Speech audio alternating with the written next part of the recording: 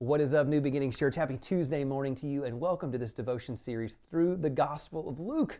We're in Luke chapter 11, and a really crazy kind of set of scriptures here. I've always thought it was a little bit fascinating, and of course, it's on the heels of what we talked about yesterday. So if you missed yesterday, you may want to go watch, because in yesterday, there's a moment where Jesus is delivering somebody from some type of demonic spirit.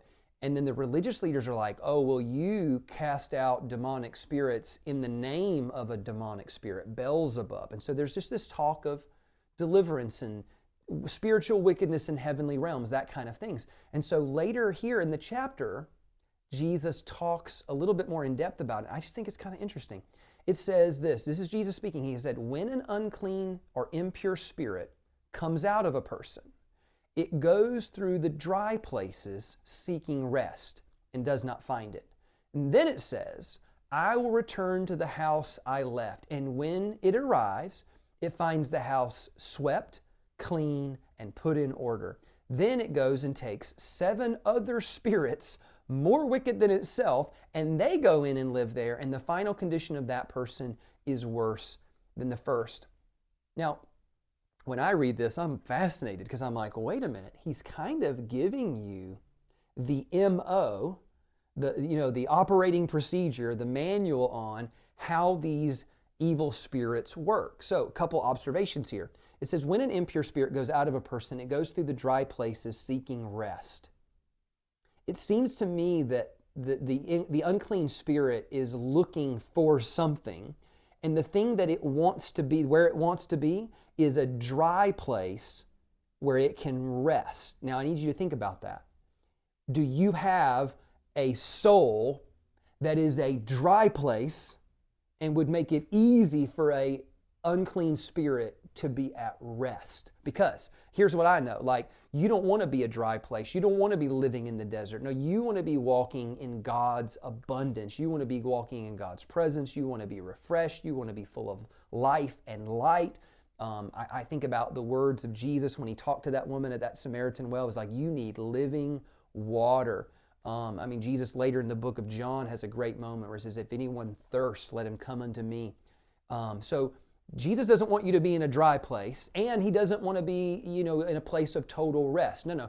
I want for there to, if an unclean spirit ever kind of comes around my life, I want him to be like, there's no place to rest here. That dude's fasting, that dude's praying, that dude's in the scriptures, that dude's loving people, that dude is about his purpose. What would we do here? There's no rest here. We would be agitated to hang out with him or her. And so be a person that says, no, I'm a place that's full of refreshing, and I'm a place that no evil spirit will ever find rest. I'm too busy with God's purpose in my life. Now, watch this, a couple more little things here. It says that when he arrives, after not finding that dry place where he can rest, it says it finds the house, meaning the old person that it left. He finds the house swept clean and put in order. Then it goes and takes 7 other spirits more wicked than himself, and they go in and live there, and the final condition of that person's worse than the first, right? I want you to think about this. The unclean spirit left somebody, didn't find a place that was dry and restful, so they came back.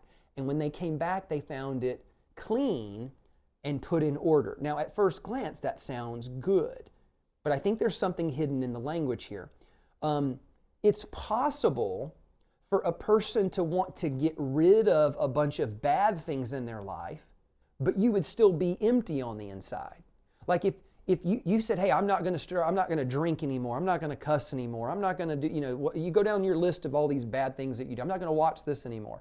What you've done is you've cleaned up by removing things, but you haven't actually replaced that. See, it's not enough for you just to be a moralistic person and to get good things, or bad things out of your life. Actually, a Christ follower says, not only do I want to get bad things out of my life because they're darkness and I don't want that hurting my life.